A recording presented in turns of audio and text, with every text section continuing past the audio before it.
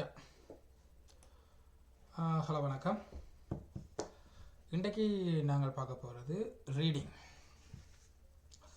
So ஐஎல்டிஎஸில் ரீடிங்ன்றது எல்லாருக்குமே ஒரு டஃப்பான பார்ட். ஈவன் நிறைய இங்கிலீஷ்லேயே ப்ரொஃபஷ்னலாக தொடர்ச்சியாக படித்து கொண்டு வந்தவர்கள் கூட ஐஎல்டிஎஸில் ரீடிங் பார்ட் வரைக்கும் கொஞ்சம் கஷ்டப்படுறவன்.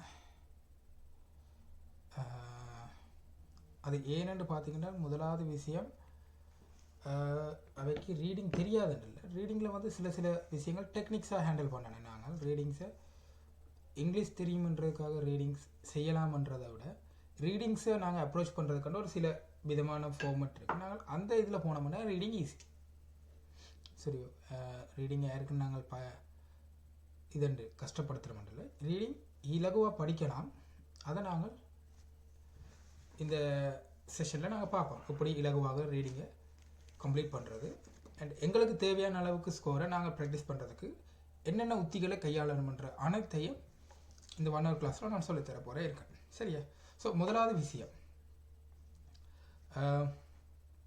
உங்களுக்கு ஏற்கனவே தெரியும், ஐஎம்பி கேம்பஸ் வந்து ஒரு பிரிட்டிஷ் கவுன்சிலோட ரிஜிஸ்டர்ட் பார்ட்னர். என் பேர் டினோஜன். நான் ஒரு 7 years ஐஎல்ஸ் டீச் பண்ணுறேன். ஓகே, உங்களோட டவுட்ஸுகள் எதுண்டாலும் நீங்கள் இந்த ஆன்லைன் கிளாஸில் பார்த்துட்டு எங்களுக்கு எந்த இடத்துல டவுட்டாக இருக்கோ நீங்கள் அதை அப்படியே ஸ்க்ரீன்ஷாட் எடுத்து ஃபோட்டோ எடுத்து எங்களோட வாட்ஸ்அப் நம்பரில் நீங்கள் எனி டைம் எங்களை காண்டாக்ட் பண்ணலாம். ஓகே, வாங்க நாங்கள் ரீடிங் இதை பார்ப்போம். ஸோ ஒரு ரீகேப் உண்டு. இப்போ நீங்கள் ஐஎல்டிஎஸ் படிக்கிற எல்லாருக்கும் ஐஎல்டிஎஸ் என்ற விரிவாக்கம் தெரியும் தானே உங்களுக்கு? What is IELTS? அது தெரியாமல் படிக்கக்கூடாது. ஓகே ஓகே நாங்கள் இந்த இடத்துல நாங்கள் பார்க்க போகிறது என்னென்னு பார்த்தோம்னா, ப்ரோக்ராமில் முதலாவது விஷயம், இதில் இருக்க ரீடிங்கில் என்னென்ன செக்ஷன் இருக்குது, என்னென்ன கொஸ்டின் டைப் இருக்குது, அதில் வர மெயின் ப்ராப்ளம் என்ன, அதுன்ற ரீடிங் ஸ்ட்ராட்டஜிஸ், அதை நாங்கள் எப்படி ஓவர் கம் பண்ண போகிறோம், எங்களோட ரீடிங் ஸ்கில் எப்படி இம்ப்ரூவ் பண்ண போகிறோம்ன்றதை பார்க்க போகிறோம். சரியா? ஒவ்வொரு கொஸ்டின் டைப்பையும் நாங்கள் எப்படி அப்ரோச் பண்ண போகிறோம், அந்த அப்ரோச்சிங் மெத்தட், ஒவ்வொரு கொஸ்டினுக்கும் நாங்கள் ஒவ்வொரு அப்ரோச் மெத்தட் வச்சுருக்கோம். அந்த அப்ரோச் மெத்தடில் போய் தான் சால்வ் பண்ண போகிறோம். சரியா? இப்போ எல்லாத்தையும் காமனாக பார்க்குறத விட தனித்தனியாக பார்த்துட்டோம்னால் ஈஸியாக எங்களால் இது பண்ணணும். இப்போ அதாவது ஒட்டுமொத்த பில்டிங்கையும் ஒரேடி அடிக்கல, ஆனால் ஒவ்வொரு செங்கல் எடுக்கலாம். அந்த மாதிரி தான் ஒவ்வொரு கொஸ்டின் டைப்பும் ஒவ்வொரு பாசிட்டிவ் அப்ரோச்சோட போகிறோம். இலகுவாக ரீடிங்கை வெல்றதுக்கான ஒரு உத்தியாக இருக்குது. ஓகே, முதல்ல இது ஃபுல்லாக பார்க்க போகிறதுல சிம்பிளான மேலோட்டமாக சொல்கிறேன். ரீடிங், ஐஎல்டிஎஸ் ரீடிங் வந்து உங்களுக்கு முதலே தெரியும், 1 மணித்தியால டெஸ்ட். அதில் 3 செக்ஷன் இருக்குது. 3 செக்ஷன்லையும் மொத்தம் 40 கொஸ்டின். அதை எப்படி நாங்கள் ஓவர் கம் பண்ண போகிறோம்ன்றது அதில் தெளிவாக இருக்குது. ஸோ இதில் வந்து நீங்கள் கன்ஃபியூஸ் ஆகிற அளவுக்கு ஒன்றுமே இல்லை.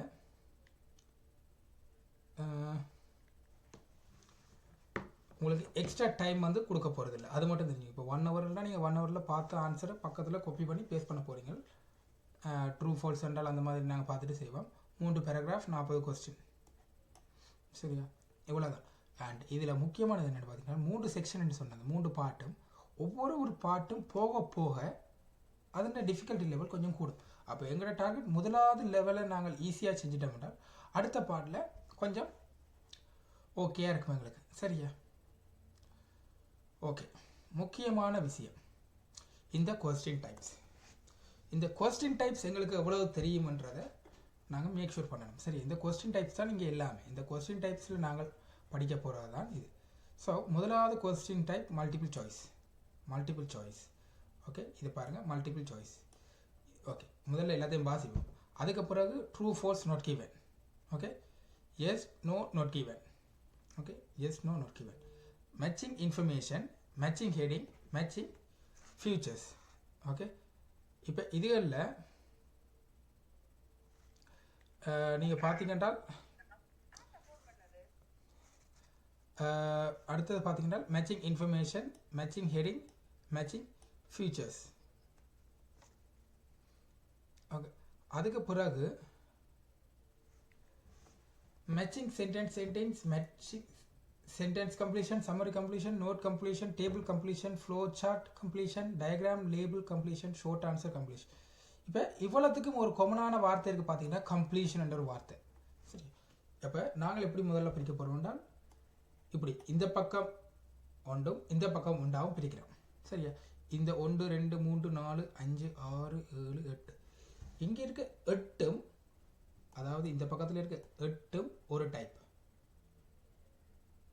சரியா, இந்த டைப்பான கொஸ்டின்ஸை நீங்கள் ஈஸியாக இனம் கண்டுடலாம்.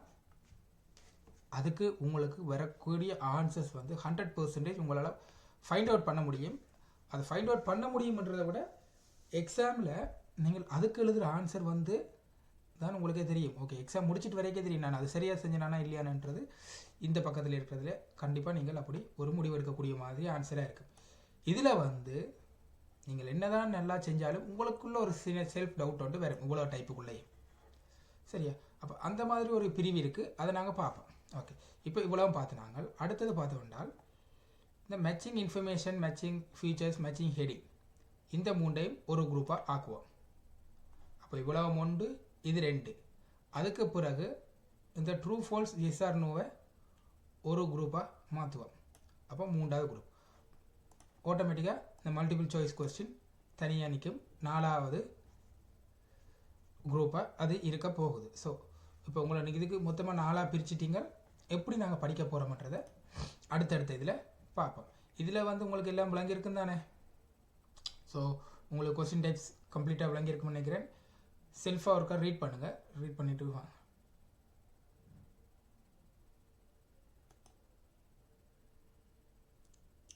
குட். ஓகே, இப்போ என்னென்னு பார்த்தீங்கன்னா இந்த கொஸ்டின் டைப்ஸை நீங்கள் மேக் ஷூர் பண்ணுங்கள் உங்களுக்கு எண்ட் ஆஃப் த டே வரைக்கும் இதில் எந்த வித தடுமாற்றமும் வரக்கூடாது. சரியா, லிசனிங்காக இருந்தாலும் சரி, ரீடிங்காக இருந்தாலும் சரி, வாட் இஸ் அ கொஸ்டின் டைப்ஸ்ன்றது உங்களுக்கு தெரியணும். ஒரு கொஸ்டினை பார்த்தோன்னா உங்களுக்கு இது ஓகே இதுதான் நாங்கள் எழுத போகிற மாட்டேன்னு தெரிய வேணும்.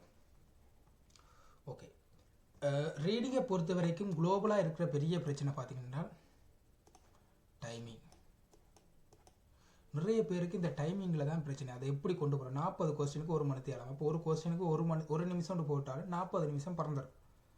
சரி, எங்கேயாச்சும் ஒரு கொஸ்டினுக்கு நாங்கள் 2 நிமிஷம் போட்டோம்னால் வேலை முடிஞ்சு 60 நிமிஷம் டக்குன்னு முடிஞ்சிடும். ஸோ எவ்வளோத்துக்கு எவ்வளவு எஃபெக்டிவாக நாங்கள் டைமை குறைக்கணும், எவ்வளோத்துக்கு எந்தெந்த செக்ஷனில் டைமை கூட செலவழிக்கணும்ன்றது உத்தியை பார்க்கணும். அப்போ அதுக்கு நான் என்ன சொல்ல வரேன் என்றால் எங்களுக்கு எப்போவுமே முதல் பேராகிராஃப்ன்றில் அந்த 3 பேராகிராஃபில் ஒரு பேராகிராஃப் கொஞ்சம் ஈஸியாக இருக்கும், அடுத்தது கொஞ்சம் கஷ்டமாக இருக்கும், அதுக்கு அடுத்தது அதை விட கொஞ்சம் கஷ்டமாக இருக்கும். இந்த மாதிரி தான் டிஃபிகல்ட்டி லெவல் இன்க்ரீஸ் பண்ணி கொண்டு போகிறாங்க. அப்போ எங்களுக்கு எது ஈஸியாக இருக்கும்ன்றதில் நாங்கள் ஒரு எல்லாத்துக்கும் 20 நிமிஷம் 60. அப்போ ஒன்றுக்கு மட்டும் 15 நிமிஷம் வைக்கிறோம். ஆனால் அடுத்ததுக்கு 20 வச்சோம்னா அடுத்ததுக்கு 25 வைக்கக்கூடியதாக இருக்குது. அந்த மாதிரி தான். சரி, இதில் சில நேரம் ஆன்சர்ஸ் டைப் பண்ணி முடிச்சதுக்கு பிறகு நாங்கள் ஸ்பெல்லிங் செக் பண்ணணும். நிறைய விஷயங்கள் இருக்குது. ரீடிங் எடுத்தோன்னே முடிச்சுட்டு போயிடாது, நாங்கள் ஸ்பெல் செக் பண்ணணும், அந்த ஓர்டர்கள் ஒழுங்காக டைப் பண்ணணும். அதுகளில் நிறைய சிக்கல்கள் இருக்குது. அதை பார்த்து நாங்கள் செய்யணும். எல்லாத்தையும் விட கஷ்டமானது அண்டர்ஸ்டாண்டிங் த கொஸ்டின். இப்போ நாங்கள் என்ன அந்த கொஸ்டினை வாசித்து என்ன இதில் சொல்லியிருக்காங்கன்றதை அண்டர்ஸ்டாண்ட் பண்ணிட்டோம்னாலே பாதி பிரச்சனை முடிஞ்சு. Understanding the question is very important here because the context and the given answer should be easily identified. Then only we can make sure we did in a correct way. Okay, so what is next? இதை எப்படி improve பண்ணலாம்னா நிறைய வாசிக்கணும், நிறைய effect போட்டு நீங்கள் வாசிக்கணும். அதை எப்படி எஃபெக்டிவாக ரீடிங் பண்ணால் ஒருக்கா வாசிச்சிங்கன்னா உங்களுக்கு அந்த ஒட்டுமொத்த சாராம்சமும் விளங்கிட்டேன். இப்போ உங்களுக்கு ஃபுல்லாக விளங்கணும், இது இன்டெப்த்தாக போகணும்ல. ஓகே, இதை பற்றி தான் கதைக்கிறாங்கன்ற ஒரு சாராம்சத்துக்கு நீங்கள் வந்துடணும். சரியா, ஸோ நாங்கள் சொன்ன மாதிரி முதல் சொன்ன மாதிரி தான் இது வந்து ஒவ்வொரு கொஸ்டினுக்கும் ஒவ்வொரு ஸ்ட்ராட்டஜி நாங்கள் ஃபாலோ பண்ணுவோம். ஓகே, இதை நீங்கள் படித்து பாருங்கள், டைம் இருக்கு. இந்த பிடிஎஃப் அட்டாச் பண்ணியிருப்பேன், படித்து பாருங்கள். ஓகே, ரீடிங்கிற சப்ஸ்கில். என்னென்ன சப்ஸ்கில் வந்து உங்களுக்கு கண்டிப்பாக இருக்கணும்? Any idea? What is surveying, skimming, scanning, reading for details, inferring meaning, deducing meaning. Okay, இதுகளில் இந்த நாளும் உங்களுக்கு ஏற்கனவே கேள்விப்பட்டதெல்லாம் இருக்கலாம். ஓகே, இன்ஃபரிங்கும் டெடியூசிங் என்னன்றதை நாங்கள் பார்ப்போம். மெயினாக சர்வேயிங்கிறது ஒன்றும் இல்லை, அந்த ஹெடிங்கை பார்த்தோன்னே ஓகே இது இதை பற்றி தான் சொல்ல போகுது, அதில் வர பிக்சர்ஸ், கிராஃப் அதில் வச்சு நீங்கள் ஒரு ப்ரிடிக்ஷன் பண்ணுறது தான். ஓகே, இப்படி இருக்க போதுண்டு. ஸ்கிம்மிங் அண்ட் ஸ்கேனிங்ன்றது ஒன்றுமில்லை, ஒரு கொஸ்டின் பேராகிராஃபை குயிக்காக வாசித்து அதோட மெயின் பர்பஸை கண்டுபிடிக்கிறது. ஓகே, இதுக்குள்ளே இதை பற்றி தான் டெப்த்தாக சொல்லியிருக்க போகிறாங்கன்ற ஒரு விவரத்துக்கு வாரது. Reading for detail and close reading. இந்த ரீடிங் ஃபார் டீட்டெயில்ஸ் என்று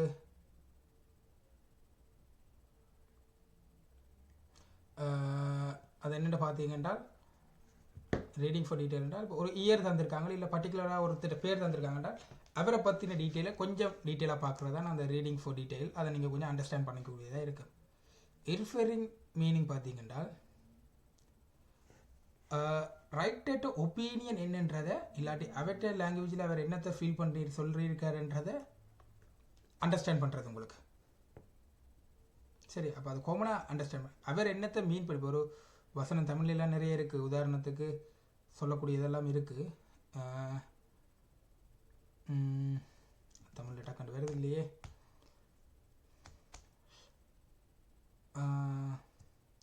பொதுவான ஒரு விஷயம் சொல்லப்படுற இடத்துல அங்கே ஒரு எதுகை முனை வச்சு அவை தங்களுக்கு இதை சொல்லியிருக்கணும். இப்போ வேறு ஏதோ சொல்ல இடத்துல ஒரு அர்த்தம் அப்படி என்ன சொல்லலாம். உதாரணத்துக்கு இப்போ யானைக்கும் அடிசருக்கும்ன்றது எல்லாருக்கும் ஒரு வசனம் தெரியும். யானைக்கும் அடிசருக்கும்ன்றதுன்ற அர்த்தம் வந்து ஒரு பெரிய ஆளும் விழலாம், அதுக்கு வந்து அங்கே போய் யானை தான் சறுக்கி விழணுமன்ற மீனிங்கில் நாங்கள் அதை வாசிக்கக்கூடாது. அதை இப்போ யானைக்கும் அடிசருக்கும் என்று சொல்ல வரைக்கும் அது வந்து ஏதோ ஒரு இடத்துல ஒரு பெரிய சப்ஜெக்டில் ஒரு சின்ன டவுன்ஃபால் வரும் என்றதான் இன்ஃபரிங் மீனிங். அப்போ அதை அப்படி தான் எடுக்கணும், யானைக்கு அடிசருக்குதுன்ற மாதிரி நாங்கள் எடுக்கக்கூடாது. சரி, அப்போ கேட்குற அடுத்த பேராகிராஃபில் இங்கே யானை விளையிலேன்னு கேட்குற மாதிரி தான். அப்போ அந்த மாதிரி ஒரு லொஜிக்கலான மீனிங்கில் போகும். ஓகே, இப்போ டெடியூசிங் மீனிங். சரியா, கூடுதலாக டெடியூசிங் மீனிங் வந்து எங்களுக்கு ரீடிங்கில் வரப்போகிறது இல்லை. ஆனால் சில இடங்களில் வரும். எப்படியான பேராகிராஃப்னு பார்த்தீங்கன்னால், டெடியூசிங்ன்ற ஒன்றிலிருந்து நாங்கள் இதில் ஊகிக்கிறதுன்றது இல்லை, சப்ஜெக்ட் வைஸ் ஊகிக்க முடியும். சரியா, இப்போ ஒரு உதாரணத்துக்கு ஒரு கதை ஒன்று சொல்கிறேன். ஒரு வீட்டை குமார் மற்றும் தம்பதிகள் இருந்தனர். சரியா, குமார் மற்றும் தம்பதிகள் இருந்தனர். அவர் தம்பதிகள் ரெண்டு பேரும் நல்லா ஸ்மோக் பண்ணுவினோம். ஓகே, அந்த ரெண்டு தம்பதிகளும் ஸ்மோக் பண்ணுறதால அவன்ற வீட்டு 17 வயசு இளைஞனுக்கு கேன்சர் வந்துடுச்சு. கொண்டு போய் ஹாஸ்பிட்டலில் கொண்டு போய் விடைக்க அந்த 17 வயசு இளைஞன் பேரண்ட்ஸ் சைன் வைக்கணுமெண்டு டாக்டர் கேட்குறார்.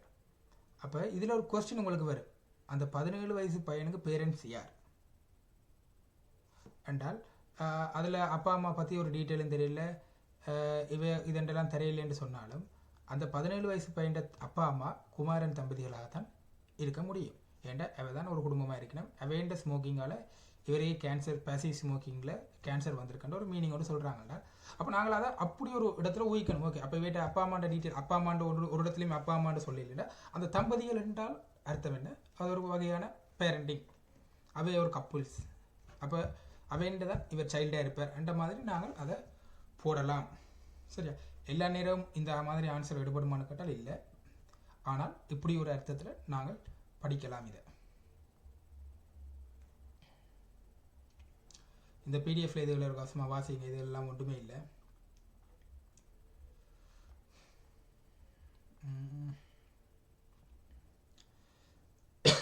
ஓகே,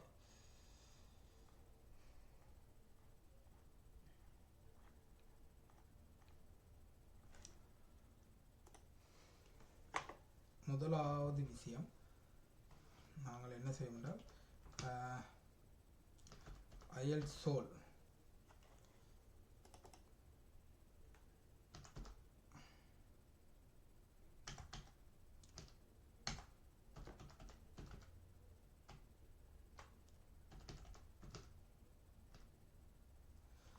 நாங்கள் கூடுதலாக செய்ய போகிறது IELTS சோல்வெண்ட் ஒரு எங்களோட சிமுலேட்டர் சாஃப்ட்வேர் இருக்குது, அதில் தான் செய்ய போகிறோம். நீங்களும் அதில் தான் கூடுதலாக செஞ்சு பழகுவீங்கள். நிறைய இருக்குது, நாங்கள் அதில் அப்புறம் பார்ப்போம். இப்போ நாங்கள் முதலாவது என்ன செய்ய போகிறோம் என்றால், ஒரு ஜென்ரல் டெஸ்ட் ரீடிங்கில் 19th புக். ஓகே, 19th புக்கில் டெஸ்ட் 1 எடுப்போம். Okay, Cambridge 19 IELTS general reading test 1. ஏன் நான் ஜென்ரல் செய்கிறேன்னா கூடுதலாக ஜென்ரல் ஸ்டூடெண்ட்ஸ் இந்த இதில் ஈஸியாக விளங்கப்படுத்த முடியும். அப்படி விளங்கப்படுத்திக்க உங்களுக்கு அகாடமிக் கார் இருக்கும், ஈஸியாக இருக்கும். ஜென்ரல் காரும் அதில் பெனிஃபிட் அடையலாம். ஓகே, முதல்ல ஜென்ரலுக்கு அகாடமிக்கு ஒரு சின்ன வித்தியாசம் சொல்லிடுறேன். இப்போ இதில் செக்ஷன் 1 இருக்குது தானே, செக்ஷன் 1, 2, 3 அப்படி என்ற அகாடமிக் காரருக்கு மூன்றும் பெரிய பேராகிராஃபாக வரும், ஒரே பேராகிராஃபாக வரும். ஆனால் ஜென்ரல் காரருக்கு பார்த்தீங்கன்றால் மூன்றுக்குள்ளே ஏதாவது ஒன்றில் தான் ஒரு பெரிய பேராகிராஃப் வரும், மிச்ச 2 பேராகிராஃபும் ரெண்டு சின்ன சின்ன பேராகிராஃப் உள்ளுக்க தந்துட்டு 14-13 கொஸ்டின் கேட்பாங்க. ஒரு பேராகிராஃப் 40 கொஸ்டின் 3 பிரிச்சிங்கன்றால் 13 ஏதாவது ஒரு பேராகிராஃபில் 14 கொஸ்டின் வரும். ஓகே, முதலாவது விஷயம், நாங்கள் இந்த மாதிரி ஒரு இதை தந்துட்டாங்க, எங்களுக்கு வந்துடுச்சுன்னா நாங்கள் என்ன செய்யணுமென்றால் கூட யோசிக்க தேவையில்லை. கொஸ்டின் டைப்ஸை பார்க்கணும். ஓகே, இப்போ பாருங்கள் செக்ஷன் 1 இங்கே தந்திருக்கிற இந்த கொஸ்டின் டைப்புக்கு என்ன பேர்? True false not given. Okay, true false not given. அப்படியே கீழே வாங்க. அடுத்தது இது A to E தந்திருக்காங்க. ஓகே, இந்த மாதிரி டைமில் இன்னொன்று தந்திருப்பாங்க பாருங்கள், யூஸ் யூ மேல் மெனி லெட்டர்ஸ் மோர் தென் ஒன்ஸ். ஓகே, இது மாதிரி ஏதாவது தந்திருந்தாங்களா நாங்கள் என்ன செய்யணும் என்றால் இந்த A to Eக்கு எத்தனை A to E என்றால் எத்தனை வருங்க? ABCDE 5 boxes 8 to 4. அப்போ 6 கேள்விக்கு 5 விடையிலிருந்து போடணும் என்றால் ஏதாவது ஒன்று தானாகவே கூடுதலாக வரும். இது தந்திருந்தால் மட்டும்தான் அப்படி கூடுதலாக வரும். இப்படி தந்திருக்காட்டி நீங்கள் ஒரு தடவை தான் போடணும். சரியா? இது எக்ஸாமில் இப்படி நீங்கள் ஹைலைட் பண்ணி பழகலாமே. சரியா? இப்படி ஹைலைட் பண்ணி பழகினீங்கன்னா ஈஸியாக இருக்கும் உங்களுக்கு படிக்கிறது. அப்போ இது ஒரு கொஸ்டின் தந்திருக்காங்க. இது வந்து ஒரு மேட்சிங் இன்ஃபர்மேஷனோ மேட்சிங் ஃபீச்சர்ஸோ மேட்சிங் இது ஒன்றில் வர மேட்சிங் கொஸ்டின். அடுத்தது பார்த்தீங்கன்னா 1 வேர்ட் ஒன்லி. இது வந்து இந்த கம்ப்ளீஷன் டைப். சரியா? இப்போ எடுத்தோன்னே நீங்கள் இந்த கண்டிஷன் என்ன சொல்லியிருக்காங்கன்னு பார்க்கணும். 1 word only, 2 word only, 3 word only, or number ரெண்டெல்லாம் தந்திருப்பாங்க. இந்த கண்டிஷன் பார்க்காம நீங்கள் டெஸ்ட்டுக்குள்ளே ஜம்ப் பண்ணிங்கன்றால் கண்டிப்பாக உங்களால் சக்ஸஸ் ஆக மாட்டேன். ஓகே, இப்போ ஒரு உதாரணத்துக்கு பார்த்தீங்கன்னா இது 1 வேர்ட் ஒன்லி என்றபடியால் இந்த answer should be in 1 word. இப்போ இங்கே 2 வேர்ட் என்றால் 2 வேர்டும் பெறலாம், 1 வேர்டும் பெறலாம். ஸோ இப்போ ஒரு உதாரணத்துக்கு போல்ன்றது ஒரு 1 வேர்ட் ஆன்சர். எங்களுக்கு 2 வேர்ட் அலோவ் பண்ணியிருந்தாங்க என்றால் ரப்பர் போல் என்று எழுதலாம். ஓகே, அப்போ அந்த 1 வேர்ட் என்று கேட்டால் போல் மட்டும் தான், ஏன்னா pole should be a single definition. சரி, பார்த்தீங்கன்னா இதில் ஒரு கொஞ்சம் கொஸ்டின்ஸ் கேட்டிருக்காங்க. அடுத்த கொஸ்டின் டைப்பும் 1 வேர்ட் ஒன்லி. சரி, அப்போ அந்த 1 வேர்ட் ஒன்லின்றதை நாங்கள் ஹைலைட் பண்ணி வச்சிருக்கணும். ஓகே, அதுக்கு பிறகு வாவா அந்த கொஸ்டின் டைப்ஸ் எல்லாம் வருது. இப்போ செக்ஷன் 3 வந்துருச்சு. செக்ஷன் 3ல் பார்த்தீங்கன்னா முதல் A to E இது வந்து அப்படி என்றால் என்ன அர்த்தம்? மேட்ச் த இன்ஃபர்மேஷன் இல்லாட்டி மேட்ச் த ஹெட்டிங் அப்படி ஏதோ ஒன்று நாங்கள் முடிவெடுக்கணும். ஓகே, இது முடிச்சது. ஆன்சர் சப்மிட் டெஸ்ட் கொடுத்தோம்னால் இதில் என்ன இது பார்த்தோம்னால் இப்போ எங்களுக்கு தெரியும். இப்போ இதில் வியூ ஆன்சர் போய் பார்த்தோம்னால் எங்களுக்கு ஓரளவுக்கு விளங்கும். ஓகே, இப்போ இதில் பார்த்தீங்கன்னா இப்படி ஒரு ஆன்சர் செட் வந்திருக்கு. சரியா? அப்போ இதில் கூடுதலாக பாருங்கள் 1 வேர்டு எத்தனை இருக்குது? காமனாக ரீடிங்கில் ஒரு 18 1 வேர்டாவது வேறு. சரியா? 18 1 வேர்டில் நாங்கள் ஒழுங்காக செஞ்சிட்டோம் என்றால் எங்களால் ஒரு 18ல் ஒரு 9 எடுக்கக்கூடியதாக இருக்குன்னு வைப்பேன். ஓகே, அதுக்கு பிறகு இந்த ட்ரூ ஃபால்ஸ் நாட் கிவன் இருக்குது தானே, இது எல்லாத்துக்கும் நீங்கள் ஃபால்ஸ் போடுங்க, இல்லாட்டி நாட் கிவன் போடுங்க. ஏதாவது ஒன்று சரி வரும் உங்களுக்கு, 5க்கு 1. சரியா? அப்போ இதில் 9, இதில் 1 10. இந்த ஏபிசி எல்லாத்துக்கும் ஏயை போடுங்க 2. சரியா? 2 சரியாவது வரும் குறைஞ்சது. போட்டோம்னால் 2 3 3, அங்கே 9 12. இது எல்லாத்துக்கும் ஏதோ ஒரு நம்பர் போட்டோம்னால் ஒரு இது வரும். இது எல்லாத்துக்கும் ஏ இல்லாட்டி பி ஏதாவது போடுறோம் 1. அப்போ 1 2 3 4 5 5 4 5 9 13. சரி, அப்போ நார்மலாக ஒருத்தட்ட கெப்பாசிட்டி இங்கே வரைக்கும் வரும் 4 3.5 வந்து ஒன்றுமே செய்யாமல் இருக்கக்கூடிய கெப்பாசிட்டி இருக்குது. சரி, இப்போ நாங்கள் இதில் ரீடிங்கில் ஒன்று விளங்கணும். எப்படி ஒவ்வொரு கொஸ்டின் டைப்பை பாசிட்டிவாக அப்ரோச் பண்ண போகிறோம், எப்படி அதை ஒழுங்காக செய்ய போகிறோம்ட்டு. சரியா? ஸோ இவ்வளவு தான் ரீடிங். அப்போ நாங்கள் ரீடிங்குள்ளே ஒவ்வொரு கொஸ்டின் டைப்ஸுக்கும் எப்படி செய்கிறேன்றதை அடுத்தடுத்த வீடியோவில் பார்ப்போம். சரியா? அப்போ என்னென்ன கொஸ்டின் டைப்ஸ் இருக்குன்றது உங்களுக்கு தெரியும். என்னென்ன கொஸ்டின் டைப்ஸ் இருக்குது, அதை எப்படி பார்க்க போகிறோம்ன்றது நாங்கள் பார்ப்போம். சரியா, எங்களுக்கு இதுதான் ரொம்ப இம்பார்ட்டன்ட். இந்த கொஸ்டின் டைப்ஸை மறக்காமல் பார்த்து வச்சுக்கணும். ஸோ ரீடிங்கோட இன்ட்ரொடக்ஷன் இவ்வளவு தான். நாங்கள் அடுத்தது எம்சிக்கு அடுத்த கிளாஸ் தனியாக பார்ப்போம். ட்ரூ ஃபால்ஸ் நாட் கிவனுக்கு தனியாக பார்க்க போகிறோம். ஒவ்வொரு செக்ஷனுக்கு தனியாக பார்க்க போகிறோம். சரி, அவ்வளோ வீடியோஸையும் நீங்கள் பார்த்தீங்கன்னா அடுத்தடுத்த வீடியோஸில் பார்த்தீங்கன்னா உங்களுக்கு ரீடிங் சக்ஸஸ்ஃபுல்லாக வரும். ஸோ நான் உங்களுக்கு என்ன ஒரு பாசிட்டிவான ஒரு எஃபெக்டிவான மெத்தடில் சொல்கிறேன் என்றால், முதல் வந்து ரீடிங் செய்யக்க போய் ஆன்சரை பாருங்க. சரியா, போய் ஆன்சரை பார்த்து ஓகே, இந்த ஆன்சர் எல்லாத்தையும் கொண்டு போய் உங்களோட கொஸ்டினுக்கு அப்ளை பண்ணுங்க. சரி, கொஸ்டினுக்கு அப்ளை பண்ணி போட்டு இது ஏன் ஆன்சர் வந்தது, இதுக்கு ஏன் ஆன்சர் வந்தது, இதுக்கு என்னத்துக்கு இந்த ஆன்சர் வந்ததுன்னு முதல்ல ஒரு ரிவர்ஸ் மெத்தடில் நாங்கள் தேடுவோம். ரீடிங்குள்ளே ஜம்ப் பண்ணுறதுக்கு முதல் இப்படி தேடுவோம். அப்போ தேடிக்க உங்களுக்கு கொண்டு ஒரு ஐடியா இருக்கும். ஓகே, ஒருவேளை இதால் தான் வந்தது வந்தால் அந்த ஐடியாவை பேப்பரில் எழுதி போட்டு என்ன கேளுங்க, இப்படி இதால் தான் இது வந்ததுன்னு நான் நினைக்கிறேன், இது சரியாண்டு. சரி, அப்போ நாங்கள் அதை ரெஃபர் பண்ணோம் என்றால் இப்போ உங்களுக்கு கொண்டு ஒரு நாலேஜ் கண்டுபிடிச்சிருவீங்க. ஐஎம்பிகம் பஸ் நாங்கள் ஒரு பாசிட்டிவான மெத்தடில் சொல்லி தருவோம். ஸோ உங்களுக்கு அது கொஞ்சம் ஈஸியாக இருக்கும், ஈஸியாக கரெக்ட் பண்ணலாம். சரியா, ரீடிங்கை பற்றி இனி பயப்பட தேவையில்லைன்னு நினைக்கிறேன். ஸோ உங்களுக்கு ஏதாவது டவுட் இருக்கா? வேறு ஏதாவது டவுட்?